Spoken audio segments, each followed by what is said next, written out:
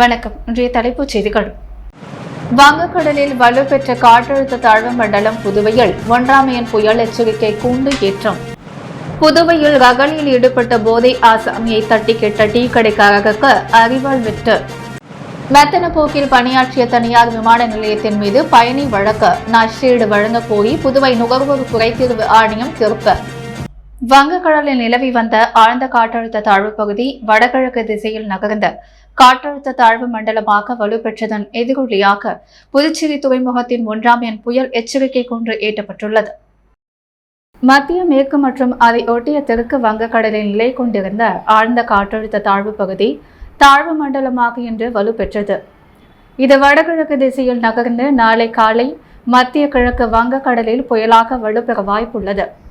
வடக்கு நோக்கி நகர்ந்தது நாளை மாலைக்குள் தீவிர புயலாக வலுவடையும். 26ஆம் தேதி நள்ளிரவில் சாகர் தீவு மற்றும் கேப் பாகா இடையே வங்காளதேசம் மற்றும் அதை ஒட்டிய மேற்கு வங்க கடற்கரையில் கரையை கடக்கும் என்று வானிலை ஆய்வு மையம் தெரிவித்துள்ளது. வங்கக்கடலில் நிலவி வந்த ஆழ்ந்த காற்றழுத்த தாழ்வு பகுதி வடகிழக்கு திசையில் நகர்ந்த காற்றழுத்த தாழ்வு மண்டலமாக வலுப்பெற்றதன் எதிரொலியாக புதுச்சேரி துறைமுகத்தில் ஒன்றாம் எண் புயல் எச்சரிக்கை கூண்டு ஏற்றப்பட்டுள்ளது. புதுச்சேரியில் குடிபோதையில் ரகளை செய்த தட்டி கேட்ட டீ கடைக்காரரை கத்தியால் வெட்டிய போதை வாலிபரால் பரபரப்பு ஏற்பட்டது. புதுச்சேரி முத்தியால்பேட்டை பஜனை மடத்து வீதியைச் சேர்ந்தவர் பிரபாகரன். இவர் புதுவை சட்டசபை பின்புறம் செஞ்சி சாலை ஜெயின்தால் வீதியில் ஜென் மாரக்கினி ஆலயம் செல்லும் வழியில் டீ கடை நடத்தி வருகிறார். இன்று காலை வழக்கம் போல் பிரபாகரன் டீ கடையை திறந்து வியாபாரத்தில் ஈடுபட்டுக் கொண்டிருந்தார். அப்போது குடிபோதையில் வந்த ஒரு வாலிபர் அங்கிருந்த முதியோர்களிடம் தகராற்றில் ஈடுபட்டு ரகளை செய்தார். இதனை கண்ட பிரபாகரன் அந்த வாலிபரிடம் தட்டி கேட்டார். இதனால் ஆத்திரமடைந்த அந்த வாலிபர் மறைத்து வைத்திருந்த கத்தியை எடுத்து பிரபாகரனை கழுத்தில் வெட்டினார். இது இரத்த வெள்ளத்தில் பிரபாகரன் மயங்கி சாய்ந்தார். இதனால் அங்கு திடீர் பரபரப்பு ஏற்பட்டது. உடனே அங்கிருந்தவர்கள் பிரபாகரனை மீட்டு அருகில் உள்ள அரசு மருத்துவமனையில் சேர்த்தனர். அங்கு அவருக்கு தீவிர சிகிச்சை அளிக்கப்பட்டு வருகிறது. இது குறித்த தகவல் அறிந்த பெரியகடை போலீஸ் இன்ஸ்பெக்டர் ஜெய்சங்கர் மற்றும் போலீசார் சம்பவ இடத்திற்கு விரைந்து வந்தார். அங்கு பதுக்கி இருந்த அந்த வாலிபரை பிடித்து விசாரணை நடத்தினர்.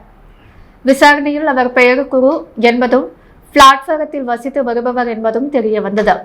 இவர் அப்பகுதியில் சிறு சிறு திருட்டு சம்பவத்தில் ஈடுபட்டார். அதில் கிடைக்கும் பணத்தில் எந்நேரமும் மது குடித்து போதையில் திளைத்து வந்தது விசாரணையில் தெரிய வந்தது. பயணத்தை ரத்து செய்வதற்கான தொகையை திரும்ப வழங்காமல் மெத்தன போக்கில் பணியாற்றிய தனியார் விமான நிறுவனத்தின் மீது பயணி தொடுத்த வழக்கில் நஷ்டஈடு வழங்க புதுச்சேரி மாவட்டத்தின் நுகர்வோர் குறைதீர் ஆணையம் உத்தரவிட்டுள்ளது. புதுச்சேரி குயவர்பாளையத்தைச் சேர்ந்தவர் ஆறுமுகம். இவர் கடந்த 2018 சென்னையிலிருந்து பிரான்ஸ் நாட்டு தலைநகரம் பாரிஸில் செல்ல கத்தார் நாட்டு தனியார் விமானத்தில் செல்ல ரூபாய் 16,803 வங்கி மூலம் செலுத்தினார். அதன் அடிப்படையில் அவருக்கு டிக்கெட் வழங்கப்பட்டது. ஆனால் பயணத்துக்கு முன்னதாகவே அவர் தனது டிக்கெட்டை ரத்து செய்தார். தனது டிக்கெட்டுக்குரிய பணத்தில் பிடித்தம் போக மீதியை தருமாறு விமான நிறுவனத்துக்கு கடிதம் அனுப்பினார். அதன் அடிப்படையில் அவருக்கு ரூபாய் 11,173 அனுப்பி வைக்கப்பட்டதாக விமான நிறுவனம் தெரிவித்தது. ஆனால் அந்த பணம் அவருக்கு வந்து சேரவில்லை என்பதை ஆதாரபூர்வமாக ஆறுமுகம் தெரிவித்த விமான நிறுவனம் ஏற்கவில்லை. இதையடுத்து தனக்கு சேர வேண்டிய தொகையுடன் நஷ்ட ஈடு வழங்க கோரி புதுச்சேரி மாவட்ட நுகர்வோர் குறைதீர்வு ஆணையத்தில் ஆறுமுகம் மனு தாக்கல் செய்தார். ஆனால் விசாரணைக்கு விமானம் நிறுவனம் ஆஜராகவில்லை. இதையடுத்து ஆறுமுகத்தின் மனுவை ஆணைய தலைவர் முத்துவேல், உறுப்பினர் சுவிதா உள்ளிட்டோர் கொண்ட அமர்வு விசாரித்தது.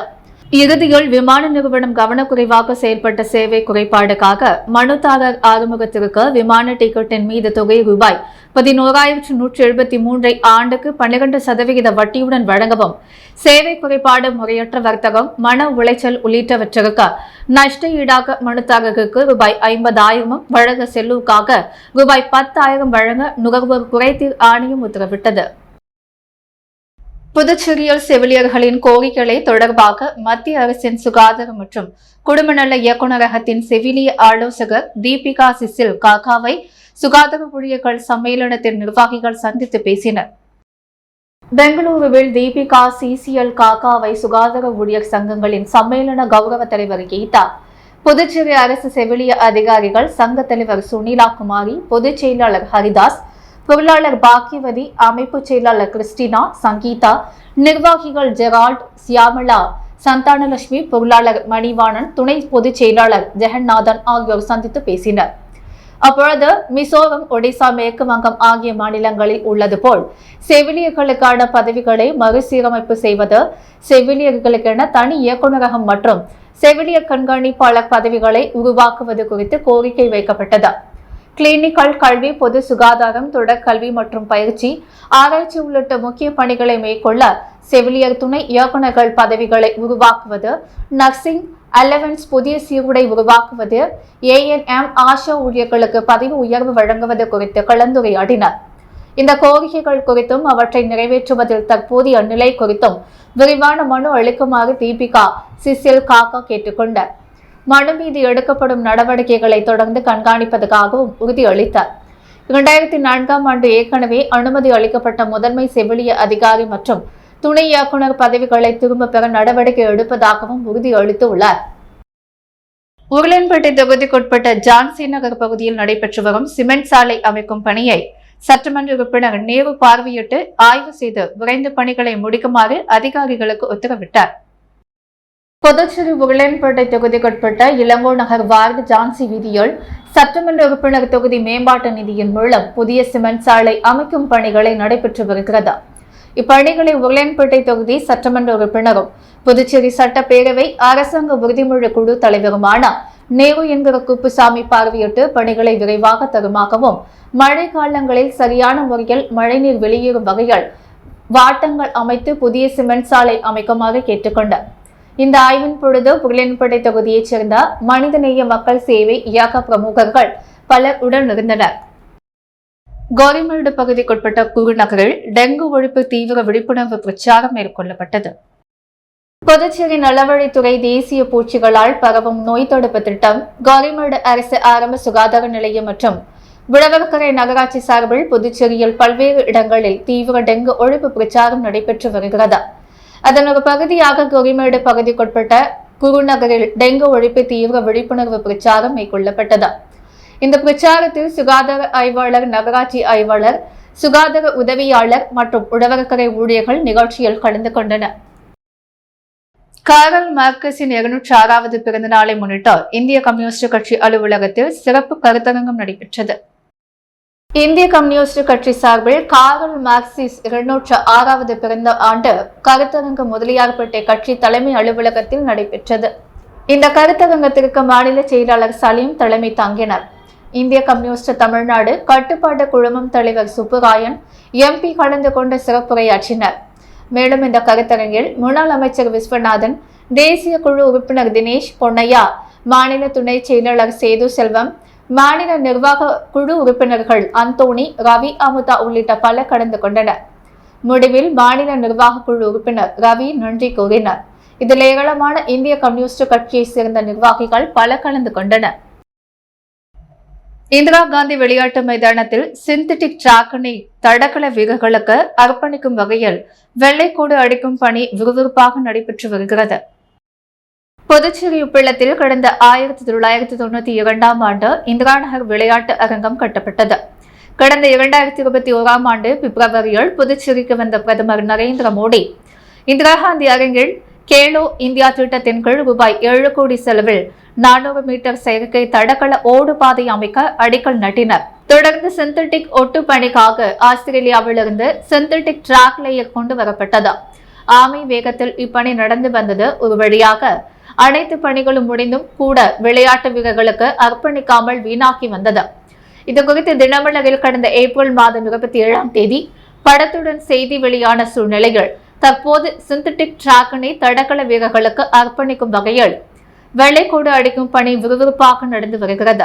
அடுத்த கட்டமாக மைதானத்தில் கிராஸ் பணியும் விரைவில் மேற்கொள்ளப்பட உள்ளது.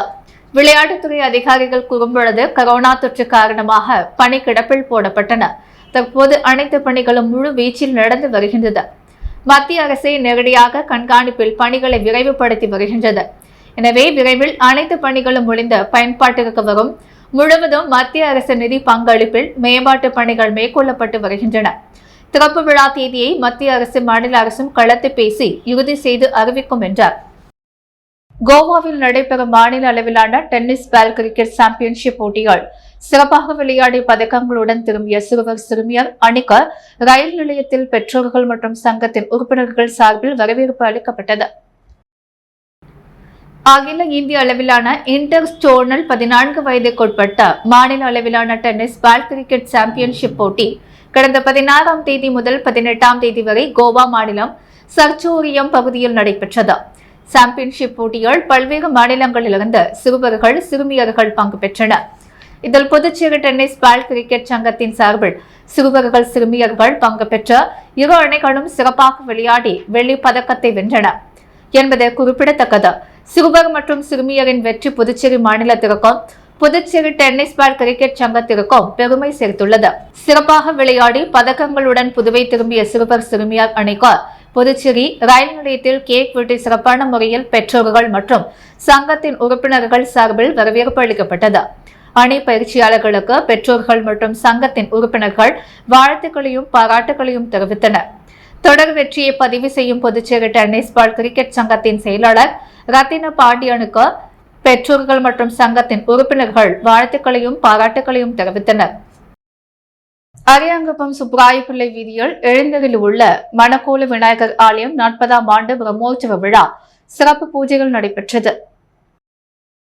புதுச்சேரி மாநிலம் அரியாங்குப்பம் சுப்ராயப்பிள்ளை வீதியில் எழுந்தரில் உள்ள ஸ்ரீ மணக்கோல விநாயகர் என்ற அருள்மிகு மணக்கோல விநாயகர் ஆலய 40ஆம் ஆண்டு பிரம்மோற்சவ விழாவை முன்னிட்டு இன்று காலை பால், தயிர், சந்தனம், பன்னீர் உள்ளிட்ட திரவியங்களால் ஆன சிறப்பு அபிஷேகம் அலங்காரம் செய்த தீபாராதனைகள் காண்பிக்கப்பட்டது.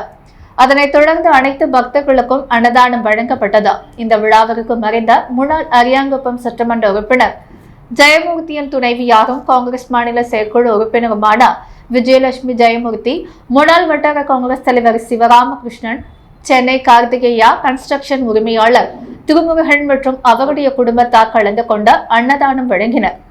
இந்த விழாவிற்கு அனைத்து ஏற்பாடுகளையும் விழா குழுவினர் மற்றும் ஊர் பொதுமக்கள் செய்து வந்தனர். இன்று இரவு மணக்குள விநாயகர் திருமண கோலத்தில் வீதி உலா நிகழ்ச்சி நடைபெற உள்ளது. புதுச்சேரியில் பிரசித்தி பெற்ற வெளியூர் அருள்மிகு கோகிலாம்பிகை உடனுரை திரு காமேஸ்வரர் திருக்கோவிலில் நடைபெற்ற தெப்பல் உற்சவத்தில் ஆயிரக்கணக்கான பக்தர்கள் கலந்து கொண்டு சுவாமி தரிசனம் செய்தனர். புதுச்சேரி மாநிலம் வெளியனூரில் பிரசித்தி பெற்ற அருள்மிகு கோகிலாம்பிகை உடனுரை திரு காமேஸ்வரர் திருக்கோவில் உள்ளது. இந்த கோவில் பிரம்மோற்சவ விழா கடந்த 13ஆம் தேதி கொடியேற்றத்துடன் தொடங்கியது. தொடர்ந்து தினம்தோறும் சுவாமிக்கு சிறப்பு பூஜைகள் செய்யப்பட்டு வந்தது. முக்கிய நிகழ்வான ஆடம்பர பிரம்மாண்ட தேர் திருவிழா நேற்று முன்தினம் நடைபெற்றது. இதனைத் தொடர்ந்து நேற்று இரவு தெப்பல் உற்சவம் நடைபெற்றது. இதில் திரு காமேஸ்வரர் சிறப்பு அலங்காரத்தில் எழுந்தருளி கோவில் குளத்தில் அமைக்கப்பட்ட தெப்பலில் அமர்ந்து காட்சியளித்தார். தொடர்ந்து சுவாமிக்கு மகா தீபாராதனை காண்பிக்கப்பட்ட தெப்பல் உற்சவம் நடைபெற்றது. இதில் ஆயிரக்கணக்கான பக்தர்கள் கலந்து கொண்டு சுவாமி தரிசனம் செய்தனர். சமூக நீதியை வலியுறுத்தி சைக்கோ எனும் குறும்பட துவக்க விழா நிகழ்ச்சி சின்ன வீராம்பட்டினம் பகுதியில் நடைபெற்றது. ஸ்ரீ சக்தி சேவம் நாட்டியாலியா வழங்கும் சமூக நீதியை வலியுறுத்துகின்ற சைக்கோ எனும் குறும்பட துவக்க விழா நிகழ்ச்சி இன்று காலை சின்ன வீராம்பட்டினம் சமுதாய நலக்கூடத்தில் நடைபெற்றது. இந்நிகழ்ச்சியில் சட்டப்பேரவைத் தலைவர் ஏம்பலம் செல்வம் சிறப்பு விருந்தினராக கலந்து கொண்ட குறும்பட படைப்பினை கிளாப் அடித்து தொடங்கி வைத்தார். மேலும் இந்நிகழ்ச்சியில் படத்தின் தயாரிப்பு குழும நிர்வாகி தெய்வசுந்தரி, இயக்குனர் ஸ்ரீதர், தயாரிப்பாளர் தமிழ் பிரியன், ஒளிப்பதிவாளர் யுவராஜ், இசையமைப்பாளர் சுரேஷ், சரண் மற்றும் நடிகர் நடிகையர்கள், தொழில்நுட்ப கலைஞர்கள் கலந்து கொண்டனர். அருட்பிரகாச வள்ளலாரின் 158ஆம் ஆண்டு அணையா அடுப்பு தர்மசாலை துவக்க நாள் விழா இன்று கொண்டாடப்பட்டது. புதுச்சேரி முதலியார்பேட்டையில் உள்ள சமரச சுத்த சன்மார்க்க சங்கம் சார்பில் வள்ளலாரின் 158ஆம் ஆண்டு அணையா அடுப்பு தர்மசாலை துவக்க நாள் விழா கொண்டாடப்பட்டது. இதனையொட்டி காலை 6 மணிக்கு அகவல் உணர்ந்த தோதல் நிகழ்ச்சி நடைபெற்றது. காலை 8 மணிக்கு சத்திய ஞான கொடியேற்றுதல் நிகழ்ச்சியும் அதனைத் தொடர்ந்து தீபமேற்றி தர்மசாலை பணியை முன்னாள் சபாநாயகர் சபாபதி ஏற்றி வைத்தார். காலை 9 மணிக்கு மணிமாறன் தலைமையில் திருவருட்பா இசை நிகழ்ச்சி நடைபெற்றது. அதனைத் தொடர்ந்து காலை 10:30 மணிக்கு சிறப்பு சொற்பொழிவு நிகழ்ச்சி நடைபெற்றது. இந்த நிகழ்ச்சிக்கு ராமகிருஷ்ணன் தலைமை தாங்கினார். சிறப்பு விருந்தினர்களாக கடலூர் தமிழ் சங்க தலைவர் குழந்தை வேலுனார், வேல்முருகனார், கணேசன் ஆகியோர் கலந்து கொண்டனர். சன்மார்க்க கூட்டமைப்பு துணை பொதுச் செயலாளர் சீதாலட்சுமி நன்றி கூறினார். மதியம் 1 மணிக்கு அனைவருக்கும் அன்ன தர்மம் வழங்கப்பட்டது. விழாவுக்கான ஏற்பாடுகளை நிர்வாகத்தின் அறங்காவலர் கோபி என்ற கோபாலகிருஷ்ணன், சஜிதா கோபாலகிருஷ்ணன், சரவணன் செல்வநாதன் மற்றும் விழாக்குழுவினர் செய்திருந்தனர். புதுச்சேரியில் இன்று தங்கம் மற்றும் வெள்ளி விலை நிலவரம். முத்து கோல்ட் ஹவுஸ் வழங்கும் இன்றைய தங்கம் மற்றும் வெள்ளி விலை நிலவரம். தங்கம் ஒரு கிராம் 6640 ரூபாய். வெள்ளி ஒரு கிராம் 93 ரூபாய் 50 காசுகள். மீண்டும் இன்றைய முக்கிய செய்திகள். வங்கக்கடலில் வலுப்பெற்ற காற்றழுத்த தாழ்வு மண்டலம் புதுவையில் 1ஆம் எண் புயல் எச்சரிக்கை கூண்டு ஏற்றம். புதுவையில் ரகளில் ஈடுபட்ட போதை ஆசாமியை தட்டி கேட்ட டீ கடைக்காரருக்கு அறிவால் வெட்டு. மெத்தன போக்கில் பணியாற்றிய தனியார் விமான நிலையத்தின் மீது பயணி வழக்கு நஷ்டஈடு வழங்க கோரி புதுவை நுகர்வோர் குறைதீர்வு ஆணையம் தீர்ப்பு. விளையாட்டு மைதான சிந்தட்டிக் டிராக்கில் வெள்ளைக்கோடு அடிக்கும் பணி தீவிரம். இத்துடன் எஸ் மீடியா செய்திகள் நிறைவடைகிறது. வணக்கம்.